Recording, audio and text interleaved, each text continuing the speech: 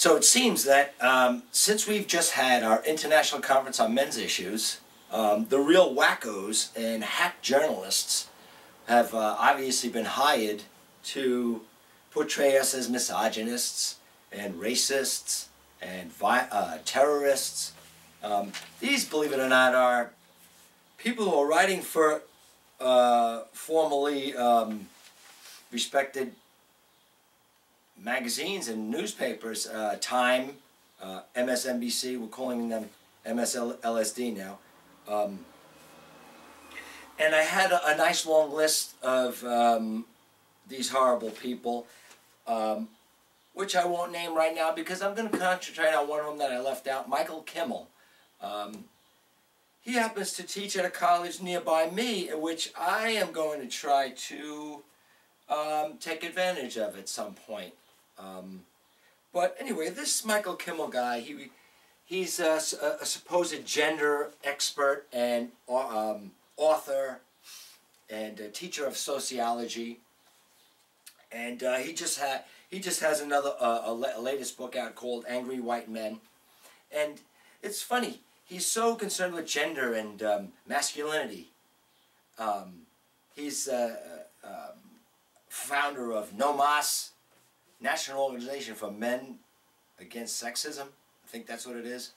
But to me, to anyone who knows this guy, he seems very hateful towards men and masculinity.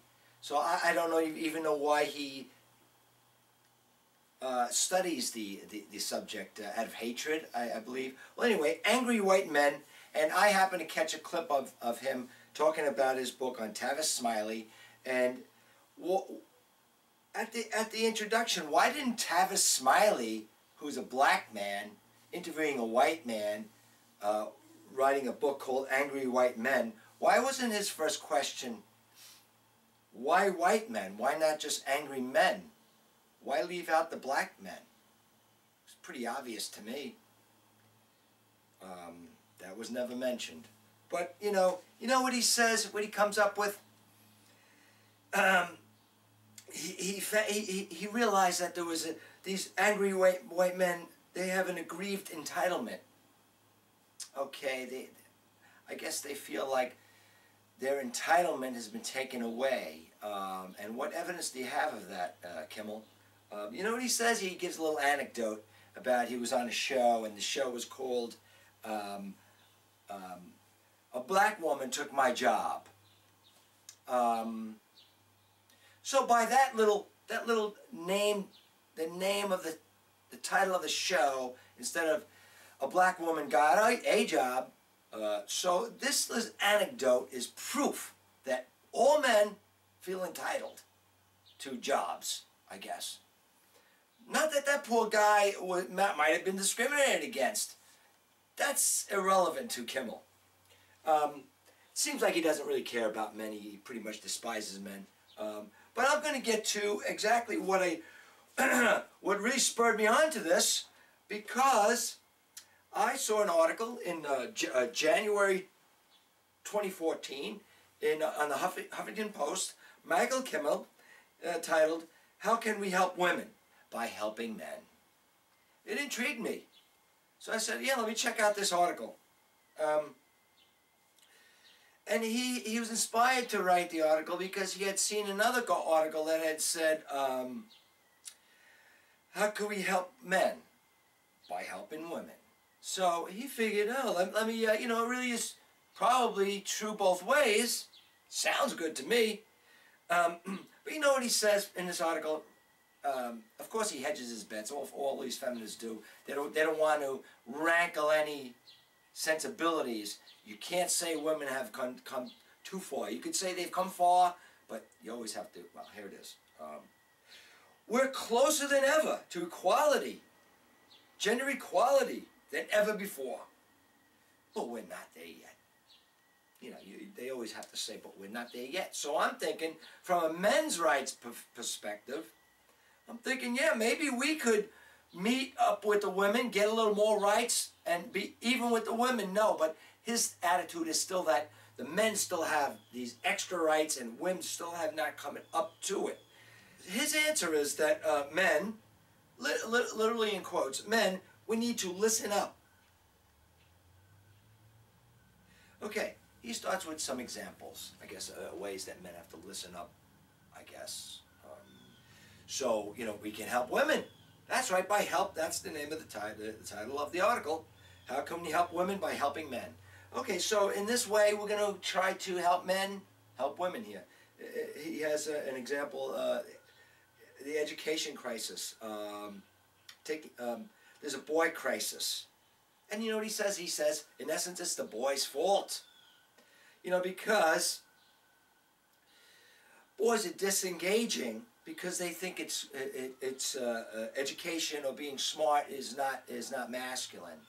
I don't know where he gets that evidence. Actually, I'm going to read a comment later that says, I don't know what you're talking about. Men are becoming less masculine. Boys are becoming less masculine than ever. And so I don't know why you're saying that. Boys are disengaging because they think it's cool to drop out of school, I guess. I don't know what year you're living in, Michael Kimmel.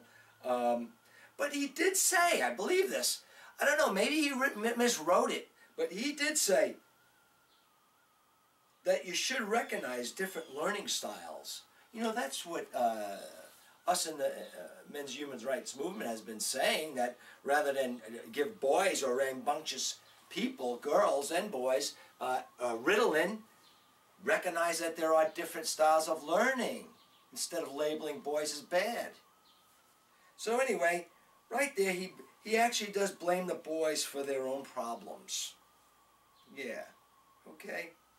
Isn't that funny? Feminists would always say that girls are dropping out because it's not popular to be smart, right?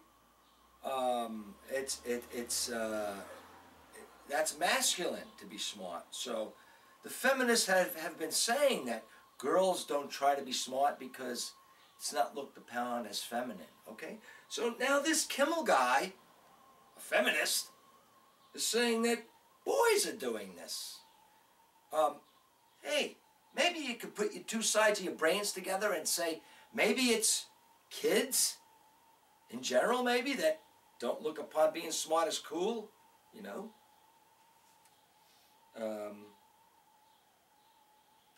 maybe that new thing, Kimmel, you're saying about the boys, maybe that's bullshit, just like the feminist bullshit was.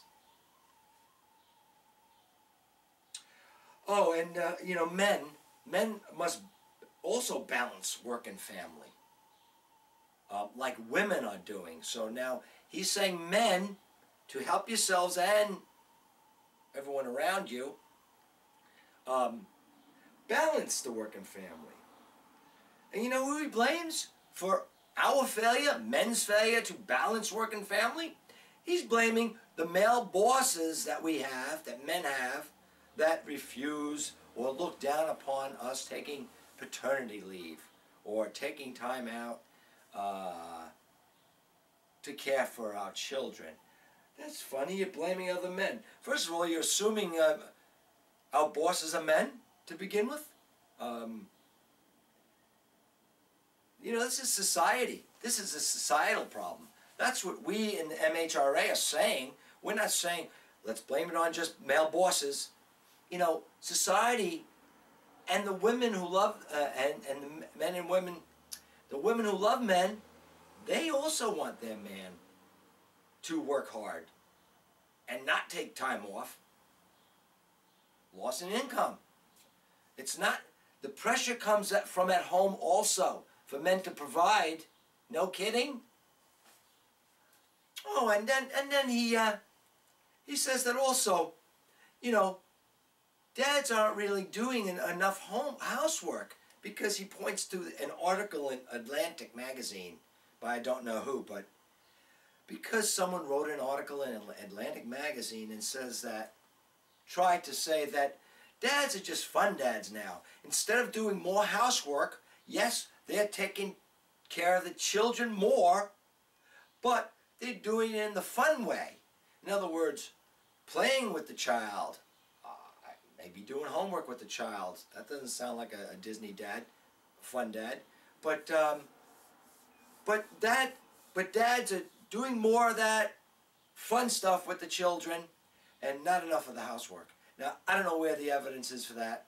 I mean, if you want to really find any evidence of anything, you should check out Warren Farrell's book, Why Men Earn More, and The Myth of Male Power.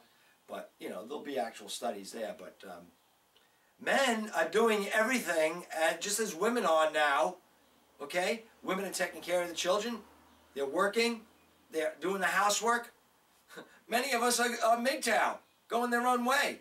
We have to do our own housework. We don't need a wife to take care of our house. We're capable human beings. And also health. Health, we have to take care of ourselves, not for your own self or your own enjoyment of your own life or worthiness to live, but because, this is a quote, because our notions of masculinity deprive our spouses and partners of our presence for those 5 years because of an adherence to these ideals of masculinity. So those poor people will have to fend for themselves for that extra 5 years that we normally would have lived.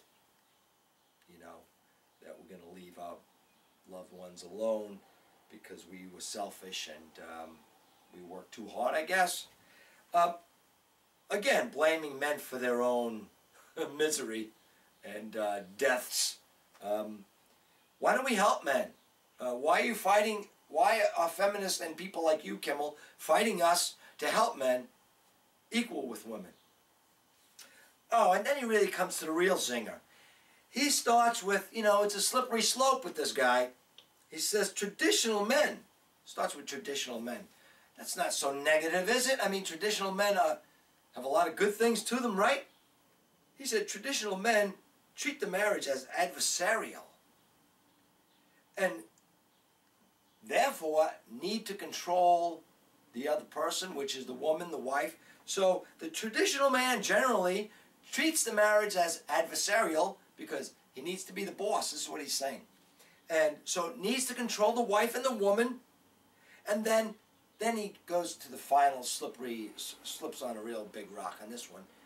Then with violence if needed. You know, just throw that in there. So now we go from traditional man who, you know, in my book, a traditional man, yeah, maybe he thought he was the patriarch, but in reality, was he? He had to go work and support his family. Otherwise, he wouldn't have a wife, wouldn't have a family, wouldn't have a home. Who's going to do all this? He had to do the hard work. He protected his family. I don't know where you get the idea that a traditional man had nothing other than love and respect for his wife and family. Where do you get this sick idea, Michael Kimmel? I thought father knows best. Maybe you want to say that's the traditional male. He loved his family. He would sacrifice his life for his wife and family, and most men did. The Titanic, in war. So this evil traditional man that you're espousing, I don't even know where he is anymore, but you espouse that he's got all these horrible traits, dominance and even violence, but that's not how we all remember the traditional family. There was men protected and provided, and women nurtured and loved. Now we're trying to bridge those gaps, and you seem to be fighting it, Michael Kimmel, making up things. How about a little comment? It's funny. From this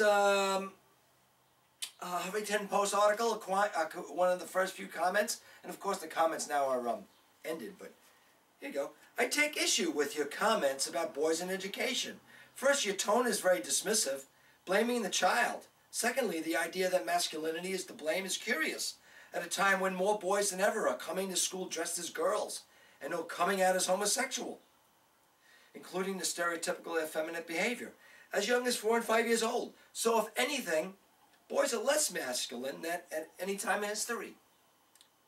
But the biggest problem is that, as you have presented the problem here, the only reason there is to help boys in education is for the benefit of girls and women, as if their lives and lack of education, unemployment, despair, leading to anger, crime, incarceration, and premature death doesn't matter other than any negative impact on girls and women?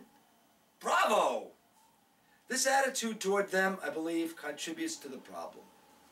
Bravo. Love it. It's funny.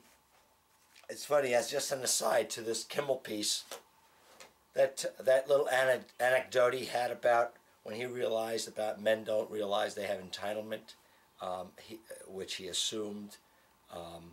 That's funny. It reminds me of, I had a comment on one of my videos that said, look at you. You have no reason to complain. Look at you sitting in your nice house. Okay, you made an assumption.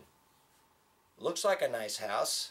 But I have to say, I've made it nice. Looks nice. It's not a big house. But you're assuming, because you saw a little portion of my house, that it's nice or extravagant. It's not extravagant at all. I'm lucky to have a house, sure, but it's nothing luxurious by any means. And it reminded me of this Kimmel guy. He's just assuming that men have these entitlements. Where's the basis for that, Kimmel?